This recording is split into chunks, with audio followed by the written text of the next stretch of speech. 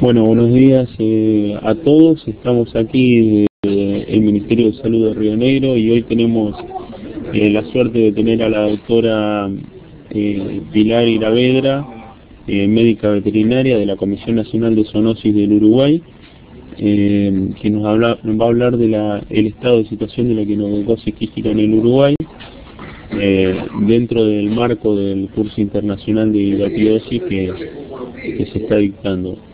Bueno, los dejo en sus manos y espero que sea de provecho para todos. Bienvenida, Pilar, y bueno, buenos días también. Bueno, buenos días, muchas gracias por la invitación. Es realmente un gusto poder estar con ustedes en este curso internacional de hidrotidosis, que bueno, por supuesto que desde ya felicitamos esta iniciativa que seguramente es de mucha utilidad para todas las personas que trabajamos en esta área y bueno, y a todos los que tienen interés en este tema. Así que bueno, voy a transmitirles un poco cómo está organizado el programa de control en el Uruguay, algo de los antecedentes y también, bueno, el estado de situación de la equinococosis quística y en realidad también todo aquello que se refiere a las actividades que se están realizando para la prevención y el control de esta enfermedad en nuestro país. Así que, en primer término entonces, esto es un poco el contenido, lo que les está diciendo que vamos a ir desarrollando a lo largo de esta actividad. Y bueno, simplemente las generalidades, que creo que ya han habido suficientes conferencias al respecto, pero simplemente decir que para nuestra zona es una enfermedad prevalente que tiene las características de tener poca visibilidad crónica y que en definitiva tiene un impacto importante en varias áreas, fundamentalmente de la salud pública, y también de lo que tiene que ver con la productividad, y por lo tanto esto afecta, diríamos, el crecimiento, el desarrollo de nuestras comunidades y profundiza el ciclo de la pobreza. Quiere decir que tiene muchos puntos de vista desde el cual su control debería ser una prioridad o debe ser, y su prevención para todos nosotros.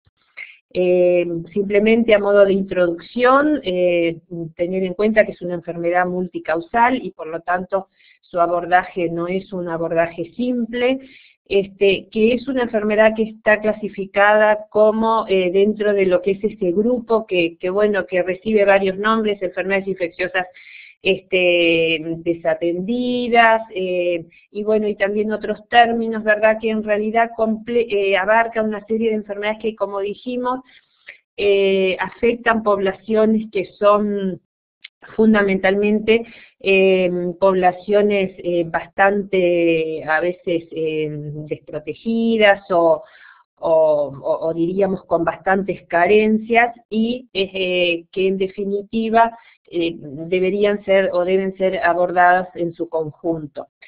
Como dijimos, tiene en particular la equinococosis quística, la hidrotidosis, tiene determinantes estructurales e intermedios que son complejos porque tienen que ver con todo, con muchos factores, que ahí ponemos algunos como la pobreza, la educación, todos interrelacionados entre sí, la ocupación, los niveles de ingreso, los sistemas de producción y las formas como estos sistemas de producción se desarrollan en las distintas áreas, ¿verdad? Esto impacta entonces sobre las condiciones de vida, y a esto se suman además una serie de factores que también son importantes a la hora diríamos, de la prevención y el control de esta patología, que son factores antropológicos y sociales que vienen desde hace mucho tiempo y que condicionan determinados hábitos, costumbres, y bueno, y por supuesto que los factores biológicos. Esto hace que los distintos grupos de población tengan una diferente exposición y que por lo tanto también se produzca un diferente impacto en la salud. Para expresarlo también de otra forma, es un poco lo que mostramos acá, ¿verdad? La diferente exposición depende de todos estos factores que hablamos. Últimamente también tiene un peso importante todo lo que tiene que ver con los factores demográficos. Como ustedes sabrán, estamos desde hace ya bastante tiempo asistiendo a cambios en lo que tiene que ver con los patrones demográficos, fundamentalmente todo lo que tiene que ver con la migración, preferentemente rural-urbana, se van poblando más las ciudades, ¿verdad?, sobre todo en determinadas áreas, y se van despoblando las zonas rurales. Tiene que ver también con malas prácticas que como hablamos, por distintos factores se tienen con respecto a equinococcus quística.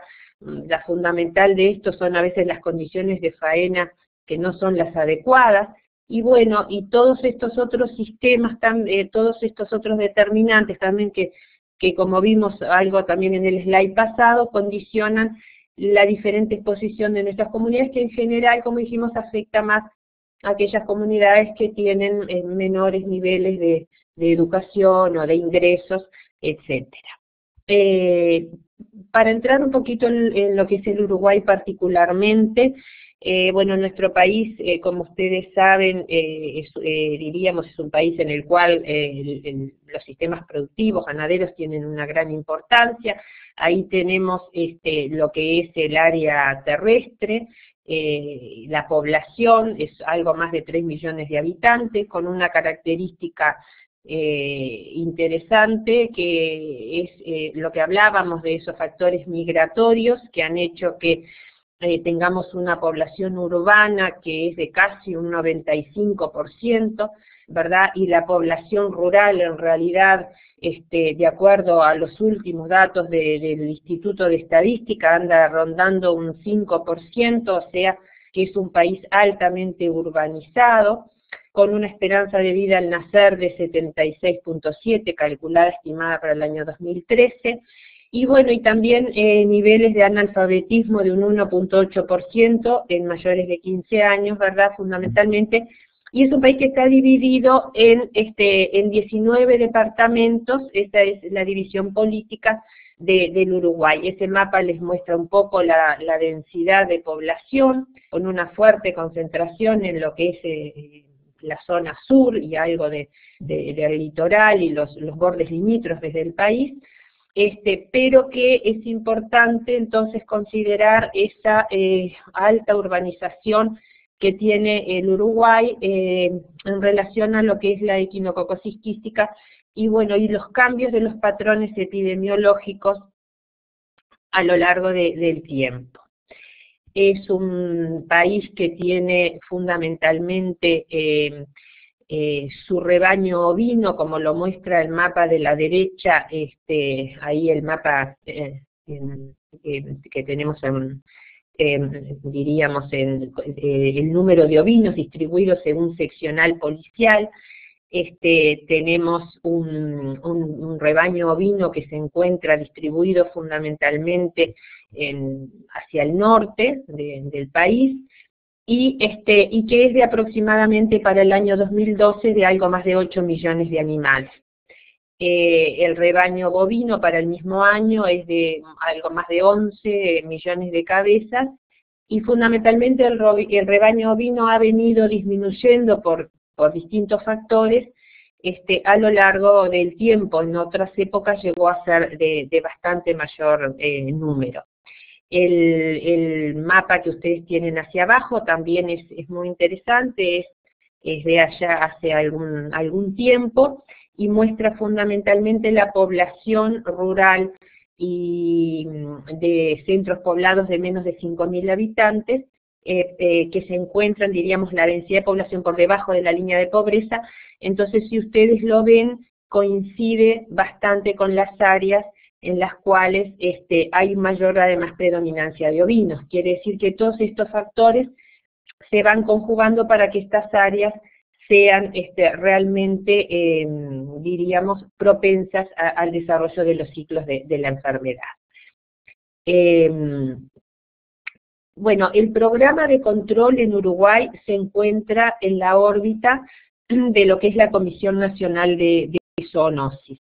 Esta es una estructura muy interesante, ya que es una estructura interinstitucional. Entonces esto favorece la articulación y la coordinación a los efectos de las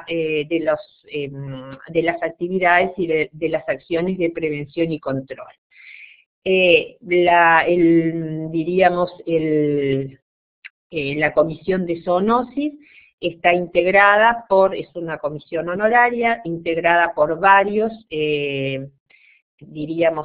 representantes o representantes de varios organismos, en los cuales está el Ministerio, ahora en el próximo slide vamos a ver un poquito más, está el Ministerio de Ganadería, el Ministerio de Salud Pública, y otras instituciones, la educación, como les decía, lo tenemos en el siguiente slide, pero lo que interesa destacar es este espacio en el centro de interacción en el cual se conjugan todas estas instituciones. Entonces es un ámbito muy favorable e interesante para la articulación y la coordinación. Como ustedes ven, esta comisión de zoonosis se creó en el año 2005, sustituyendo a lo que era la comisión de hidatidosis anterior. Se ampliaron sus competencias a otras zoonosis, y tiene como principal, objetivo el control y la prevención de la hidatidosis, y también, entonces, como decíamos, se le ha dado competencia para la coordinación, el apoyo y la realización de actividades en otras zoonosis. Entonces, esta comisión de zoonosis, que fue creada en el año 2005, está integrada por delegados de todas esas instituciones que ustedes ven en pantalla, o sea que es muy, interinstitucional. Como ustedes pueden ver, está representada la salud, la ganadería, agricultura, la educación pública, la Administración Nacional de Educación Pública, pero también las facultades de medicina y de veterinaria, la Sociedad de Medicina Veterinaria, la Asociación y Federación Rural, un representante del Congreso de Intendentes, y bueno, y en definitiva además tiene, que es también muy interesante, tiene comisiones departamentales que se encuentran en los distintos departamentos del país, que son, diríamos, en cierta manera, las comisiones departamentales las que llevan a terreno en cada uno de los departamentos los lineamientos y, bueno, las actividades que desarrolla la Comisión Nacional. Entonces, en este ámbito de esta Comisión Nacional Honoraria de Zoonosis es que se encuentra el programa de prevención y control de la equinococosis quística en el Uruguay. Pasando, diríamos entonces, esto es general. En el Uruguay la equinococosis quística es una enfermedad que se presenta en forma endémica, ¿verdad? Y bueno, la costumbre, como decimos de siempre, de alimentar a los perros con vísceras, es lo que ha asegurado el mantenimiento de los ciclos biológicos del parásito. Un poco yendo a los antecedentes, en el año 2004 se realizó un diagnóstico en caninos, en predios rurales, se realizó mediante coproantígeno, y mostró como resultado que un 6.4% de los predios tenía perros positivos, y que un 4.3% de los canes, diríamos, era positivo, ¿verdad? Entonces, se vio que, bueno, acá ustedes en el mapa tienen la distribución de los predios, que en ese momento, en ese diagnóstico de situación, dio positivo, ¿verdad?, a coproantígeno. Y como ustedes ven, hay una distribución, como decíamos, en todo el país. Quiere decir que esto afirma lo que hablábamos de que la enfermedad es endémica a nivel de todo el territorio.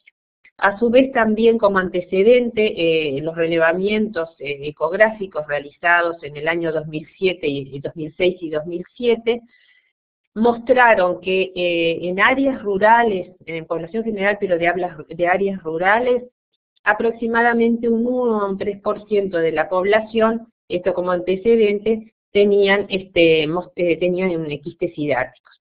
Y además se detectó en ese momento presencia de quistes hidáticos y hialinos también en niños. Quiere decir que, diríamos, los ciclos de la enfermedad se seguían desarrollando y no se había producido el corte de la transmisión. Es así entonces que con estos a su vez, basados un poco en la epidemiología de la enfermedad, unido a todos estos factores que hablábamos de la migración rural urbana, de la concentración de personas a nivel de centros poblados, tanto a nivel de centros poblados pequeños, del tipo de centros poblados menores a 5.000 habitantes, centros poblados con características de rurales, y así como la migración a los cinturones de las ciudades tanto capitales departamentales como, diríamos, a los cinturones de ciudades mayores. Diríamos, se comenzó a pensar en la posibilidad de los ciclos en estas áreas, diríamos, centros poblados pequeños o cinturones de ciudades. Por lo tanto, se comenzó un diagnóstico en estos centros poblados, ¿verdad? Y en el año 2008 se tomaron algunas ciudades para comenzar, y se comenzó a hacer el diagnóstico por copro-antígeno en caninos, una encuesta de conocimiento y ambiental de esos centros poblados, censo canino de esos lugares y mapeos de los centros poblados o de las áreas de contexto crítico de la ciudad. Este primer acercamiento a estas áreas, entonces, dio que un 12% de muestras se encontraron positivas. Esto fundamentalmente en centros poblados pequeños con características de rurales, como les decía.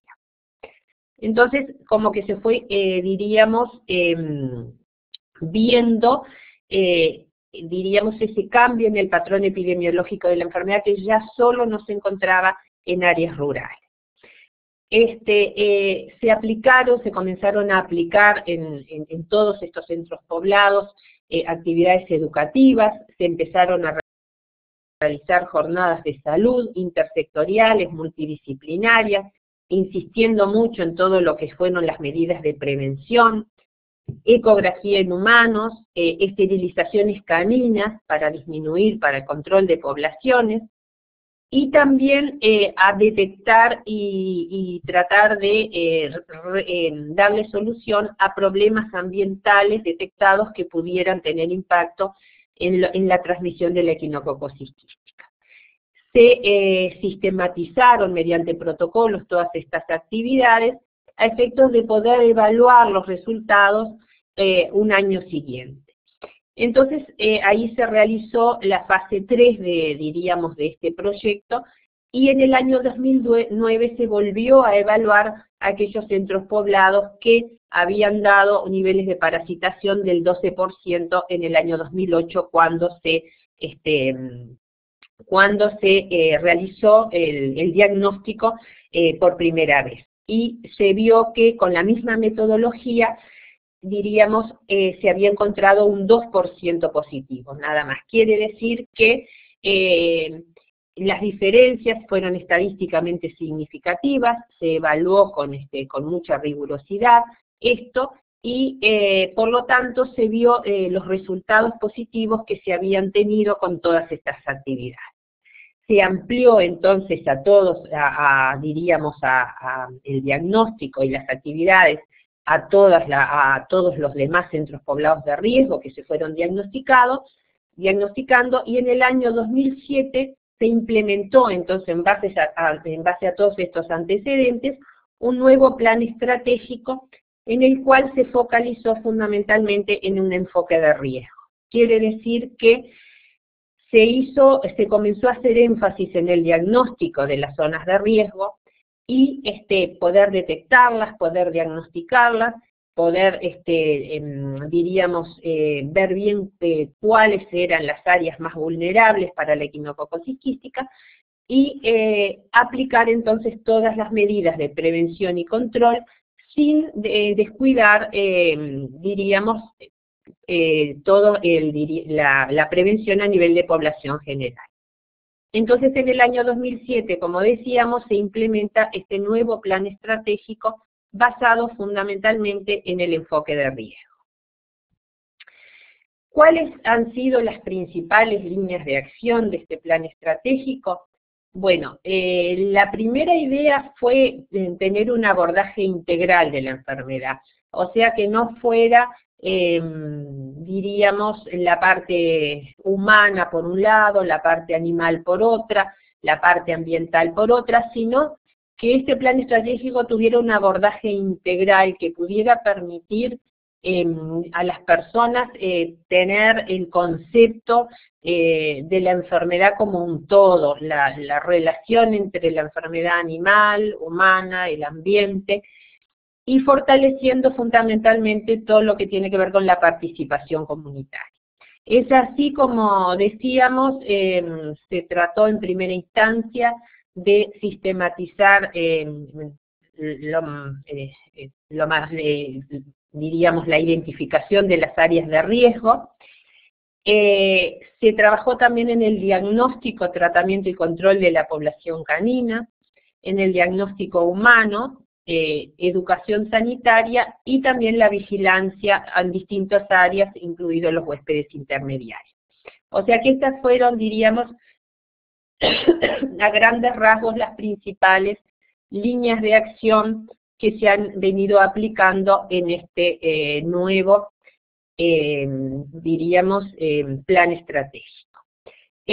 Fundamentalmente se podría decir que se trató de implementar un programa que fuera integral e inclusivo, o sea que todas las personas pudieran, de acuerdo a las áreas en las que se encuentran, estar incluidas dentro de ese programa o plan de prevención y control.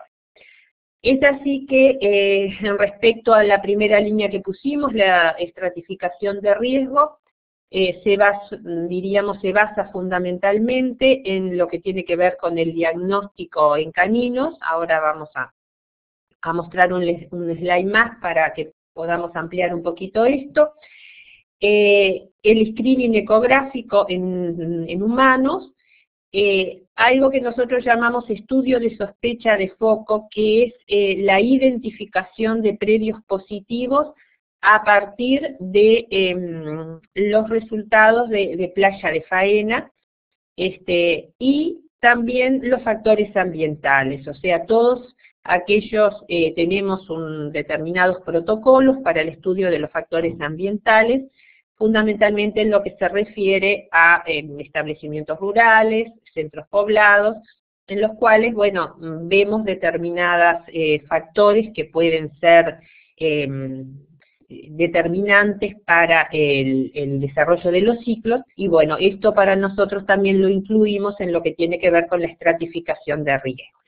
Es así que, en base a todo esto, pudimos definir que nuestras áreas vulnerables para la equinococosis quística en el Uruguay son, bueno, áreas rurales, como habíamos dicho, centros poblados pequeños, que tienen características de rurales, porque muchas veces las personas en realidad trabajan en áreas rurales, pero viven en centros poblados pequeños, y a veces van y vienen con sus perros. Ustedes tengan en cuenta que en el Uruguay no hay distancias demasiado grandes, tampoco hay accidentes geográficos importantes que impidan el pasaje o la ida y la venida al establecimiento rural si no es lejos, en el día o cada 2 días o una vez a la semana. Quiere decir que la comunicación es constante.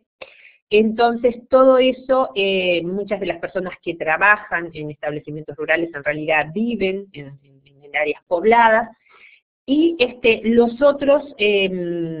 las otras áreas que nosotros detectamos, como habíamos dicho, como vulnerables también para el desarrollo de los ciclos, son las áreas de contexto socioeconómico crítico. O sea que en esos tres, diríamos, áreas son los que fundamentalmente se han aplicado las medidas de control y prevención.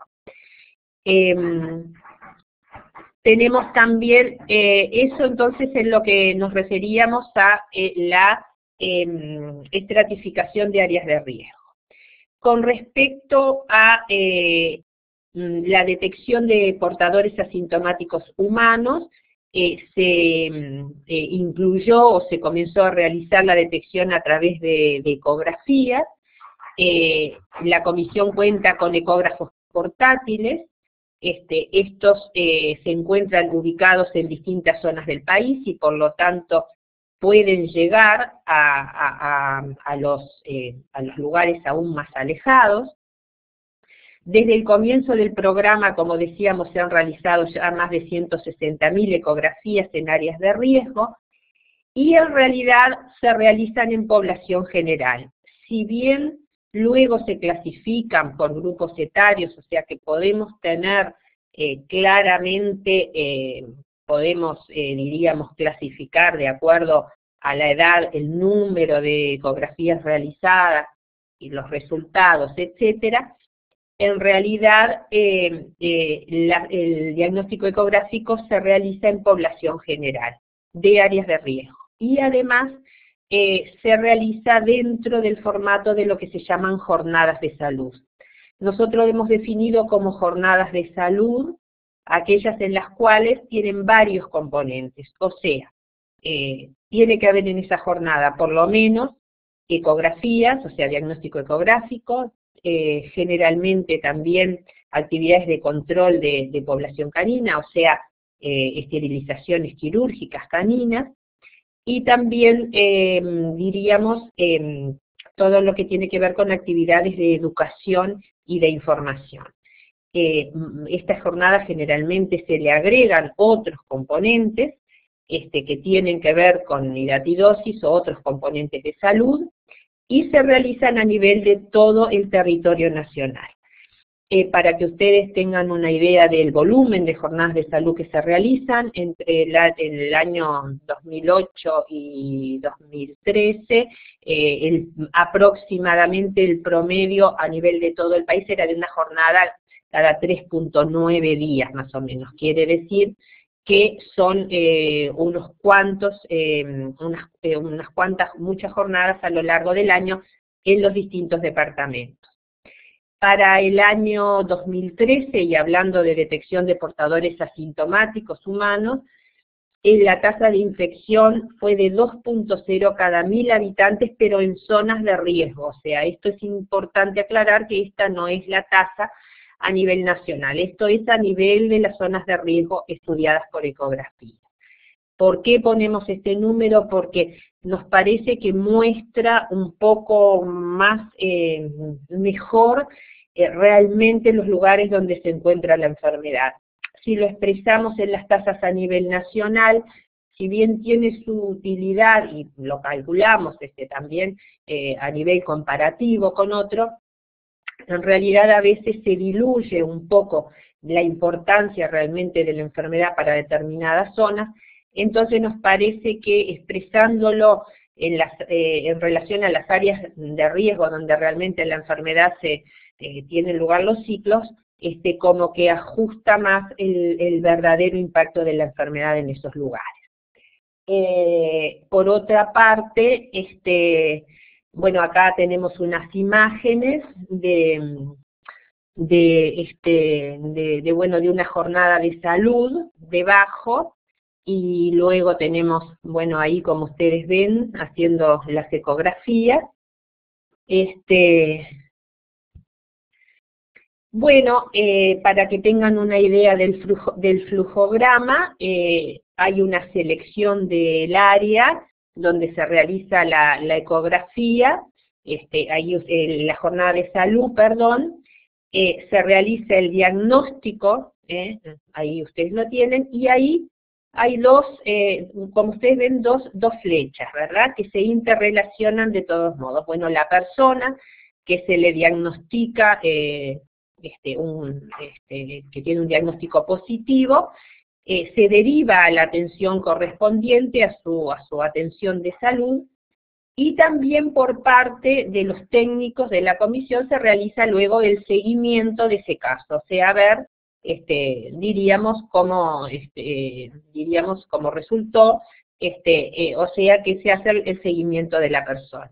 Por otra parte, a partir de ese diagnóstico también, de esos diagnósticos ecográficos, se realiza el análisis de los datos y la investigación epidemiológica, fundamentalmente en aquellos casos en los cuales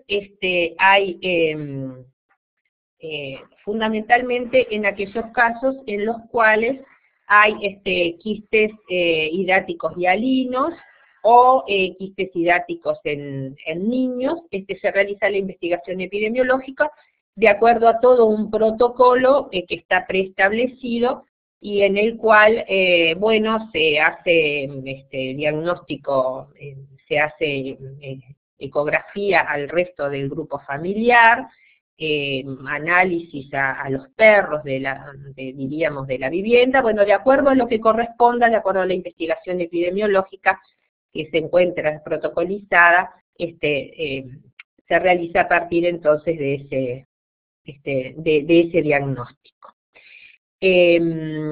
Acá tienen, para que ustedes tengan una idea, simplemente, bueno, las planillas, las fichas epidemiológicas que se utilizan. Y bueno, en realidad, ¿por qué? Igual, muchos motivos hay por los cuales se implementó la ecografía como screening ecográfico.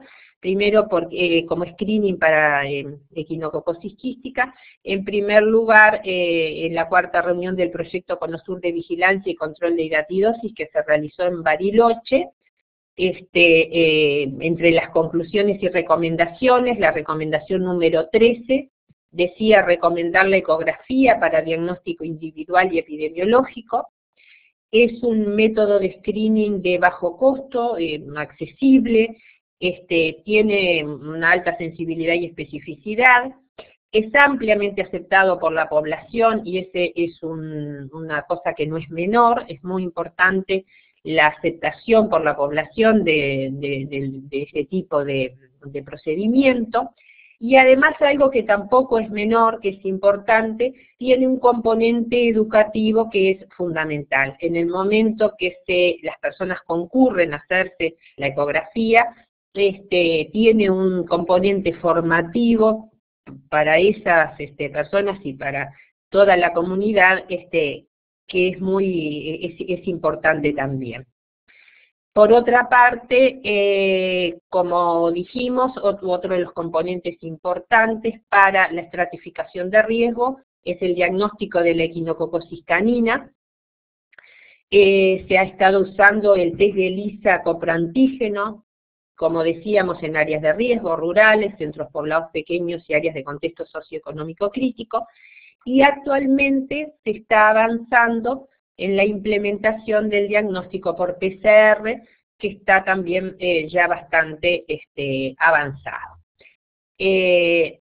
Para que ustedes tengan una idea, en el año 2013 se analizaron algo más de 4.000 muestras, casi 4.300, algunas de ellas de centros poblados, como les muestra ahí el slide, y otras en área rural dispersa, que es donde nos referimos eso a establecimientos fundamentalmente rurales, y se encontró un 1.6% de muestras fecales positivas, tanto a nivel de centros poblados pequeños, esos centros que decíamos con características de rurales, como de establecimientos.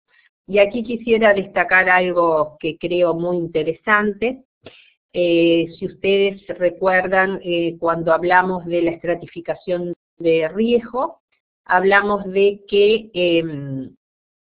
hacíamos un procedimiento que se llama estudio de sospecha de foco, o sea que a partir de los datos de Playa de Faena, del Ministerio de Ganadería, de tropas positivas, hacemos el seguimiento de los establecimientos cuando, diríamos, para ver las condiciones en las cuales se encuentra, ¿verdad? O sea, se hace un estudio epidemiológico del establecimiento, de los linderos, se toman muestras fecales de los canes, de esos lugares, para diagnóstico, y en esos establecimientos específicos a los cuales se fue dirigido a partir de Playa de Faena, se encontró un 3.4% de muestras positivas. Quiere decir que hay una diferencia importante con los establecimientos control, simplemente que no, a los cuales no se ha ido dirigidos por los resultados de Playa de Faena. Entonces, creemos que es un método interesante la ubicación de tropas positivas para luego hacer la búsqueda a nivel de establecimiento. Otra de las líneas de acción es el tratamiento antiparasitario canino. Como ustedes saben, el tratamiento actúa sobre el hospedador definitivo y muestra un impacto en realidad en un corto plazo. Tiene varios puntos importantes, ¿verdad?, que siempre es importante tener en cuenta cuando se implanta un sistema de dosificación canina, que es el tema de la periodicidad de la dosificación, el porcentaje de la población tratada, o sea, la cobertura que es necesario alcanzar, que esto no siempre es fácil porque hay múltiples factores que influyen sobre la posibilidad de lograr una cobertura adecuada. En algunos lugares, no en el Uruguay, pero en algunos países pueden ser muchas veces los accidentes geográficos, o puede ser que impide la llegada, o puede ser el clima. Eso en Uruguay no, pero en otros países como el nuestro puede ser, diríamos, la cantidad de perros a los cuales hay que llegar, como decíamos, la baja, diríamos, porcentaje de población rural y la mayor cantidad urbanizada. O sea, hay que, de acuerdo a los distintos países o áreas, diríamos, hay que evaluar cuáles son las dificultades para lograr una cobertura adecuada y cuál es la periodicidad también, que es, diríamos, que es la correcta o la que es posible, la factible para esa zona. En este programa se trató de incluir la mayor cantidad de áreas vulnerables para poder tener una mayor efectividad y eficacia, y es fundamental el compromiso y la participación de la comunidad. Sin esto, en realidad, es bastante difícil poder lograr coberturas adecuadas de antiparasitarias. En el Uruguay el tratamiento se realiza con praziquantel cada 30 días a todos aquellos perros que se encuentran bajo programa en todo el territorio nacional. A partir del año 2008, además, y viendo que en otras áreas, fundamentalmente esas que decíamos, las áreas de contexto crítico, donde hay una mayor concentración de personas y de perros también, otras zoonosis parasitarias, diríamos, tienen lugar. Se incorporó en el año 2008 el tratamiento con antihelmínticos de amplio espectro también. O sea, se realizan estudios parasitológicos de heces de perros recogidos del ambiente, y de acuerdo entonces a esto se realiza diríamos, la dosificación canina con antihelmínticos que sean de amplio espectro, a los efectos de cubrir un mayor número de parásitos para prevenir otras zoonosis parasitarias.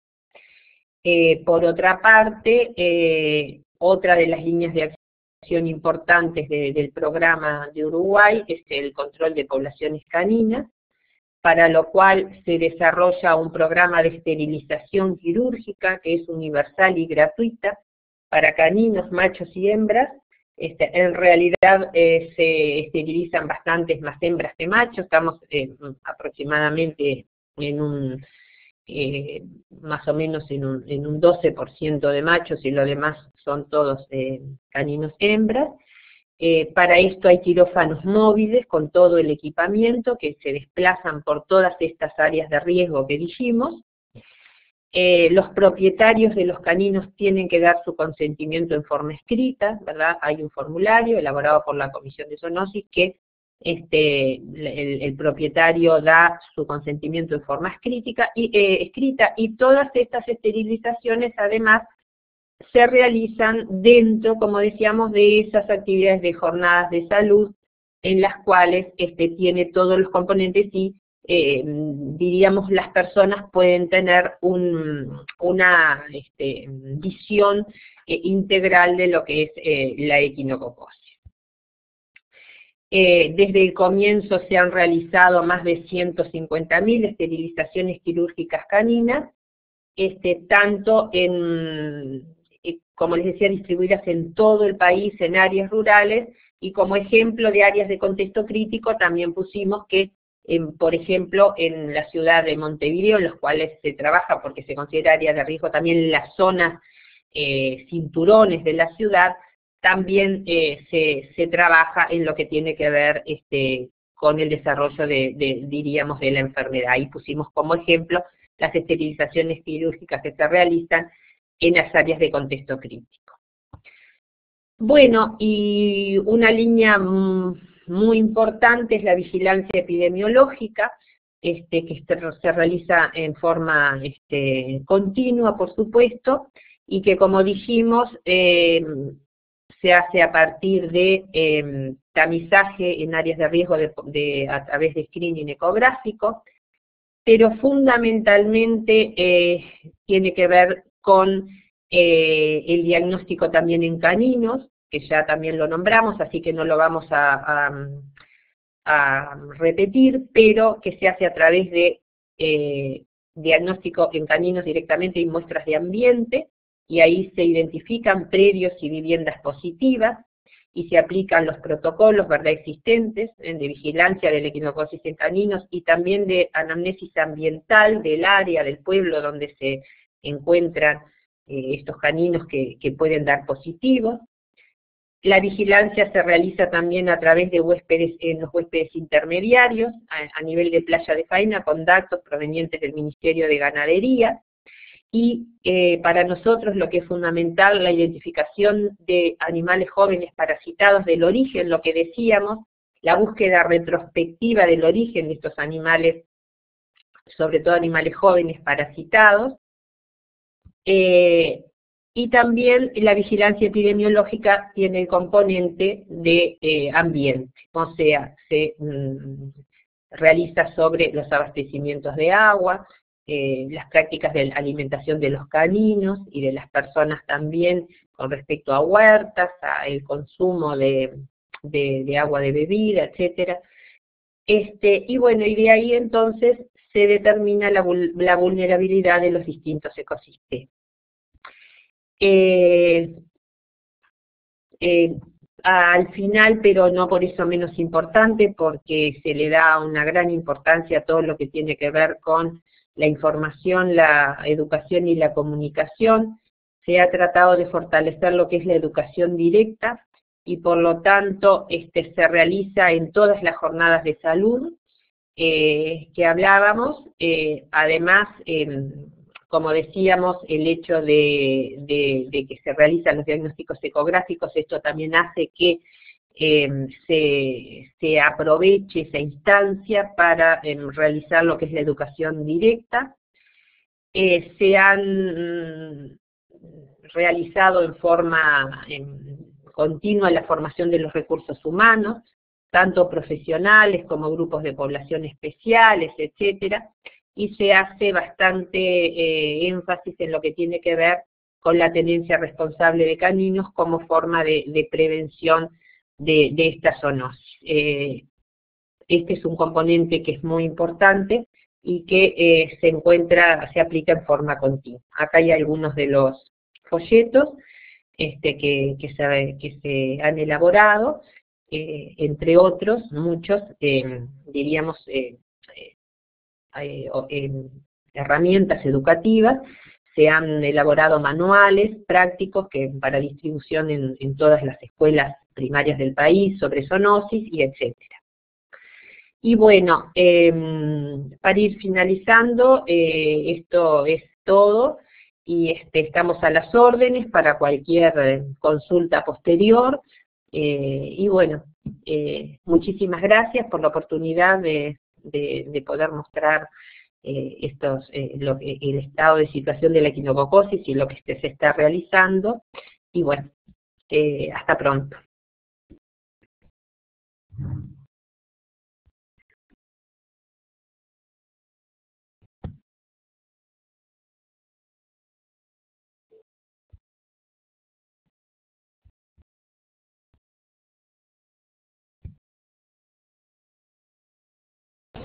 Bueno, sin duda que muy didáctica, muchísimas gracias.